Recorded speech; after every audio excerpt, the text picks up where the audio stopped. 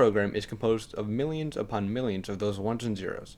So how, exactly, are we supposed to translate our instructions into machine code? This is where programming languages come into play. Programming languages are fundamentally a middleman for translating a program into machine code. These languages are much easier for humans to learn than machine code, and thus are very useful for programmers. Going back to our Lego example, a programming language would sort of be like an interpreter that's able to take the instructions you give them in English and translate them into instructions your non-English speaking friend can understand. This makes programming languages extremely useful and the backbone of any good program. Think of programming languages as not English and not machine code, but somewhere in the middle. There are many different programming languages out there that each have their own unique uses. Languages such as Python and Java act as general-purpose languages that can perform a variety of computational tasks, while Robot-C or HTML or CSS are languages designed for more specific purposes, such as moving a robot or constructing a website.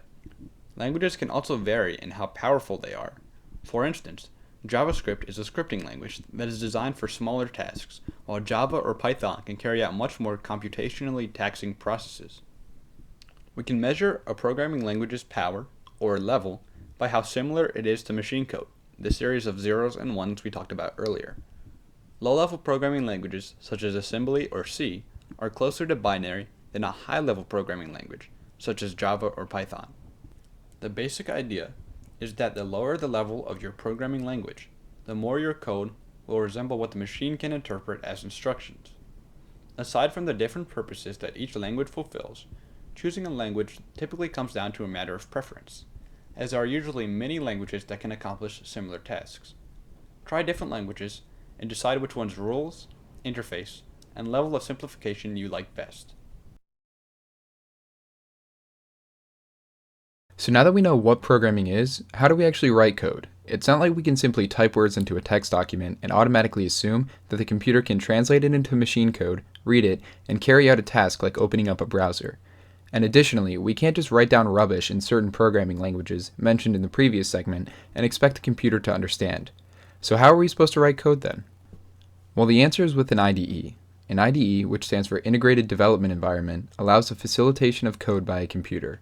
IDEs provide a graphic interface on your computer in which the programmer can easily write, run, and debug code without having to worry about problems with complication or interpretation of the program. Think of an IDE as any other program on your computer, such as a game, a browser, or even the file explorer, except we'll be using it to write code. IDEs are able to turn your code into machine code and run it through the computer to produce results. In addition to providing a place for programmers to develop their code, IDEs provide some extremely useful tools for programmers to ease the job of writing code, such as built-in error checking, because as we'll talk about later, code doesn't always run correctly, autofilling for frequently used words or phrases, and a project hierarchy, which will help you organize and manipulate the files within your project. Back in the olden days, before IDEs, code used to be written on punch cards and then fed into computers, which would take hours and cause a lot of pain. IDEs nowadays act as sort of a fast track to writing code and make things a whole lot easier for programmers. An example of a specific IDE can be seen on your screen now. In the center you can see the program that is currently being written, and right below it is the console, which can print out useful information for the programmer. This specific IDE is used to write Java code. IDEs are extremely powerful and will be used in almost 100% of your programming projects. So through these IDEs, we are finally able to write and compile code smoothly without worrying about the computer not being able to understand it. The next problem we run into then becomes how do we write this code in the IDE? Because it's not like we can just type random words from a certain programming language and expect the computer to understand. This is where a programming language's syntax comes into play. Now, just as if you were learning a real language, learning a computer language can be very similar.